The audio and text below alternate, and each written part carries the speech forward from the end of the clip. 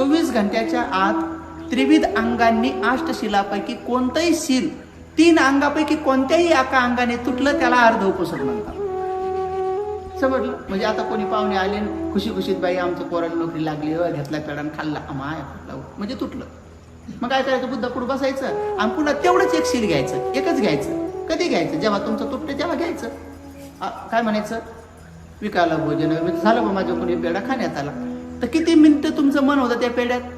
खाल्ला आणि गिळला म्हणजे जिभेवर पडल्यावरच आलं होतं तुम्हाला ध्यान, पण चव लागल्यामुळे तुम्ही बाहेर नाही काढला, ते घेतला आतच घेऊन टाकला. समजा ते लोभच आहे. आणि तुमचं आत शील राग द्वेष मोह काढायसाठी हे ध्यानात नेहमी टार्गेट ठेवायचं की शील काहून दिले, अष्टशील काय दिले, याचं काय मेन कारण आहे? याचं मेन कारण आहे की तुम्हाला आज राग द्वेष मोह नाही आला पाहिजे. सोपं तुम्ही ठरवून ठेवायचं. मग तुम्हाला हे 8ही शील पालन करताना जे शील तोडताना राग द्वेष मोह उत्पन्न होतो नाही बघा. कोणतं शील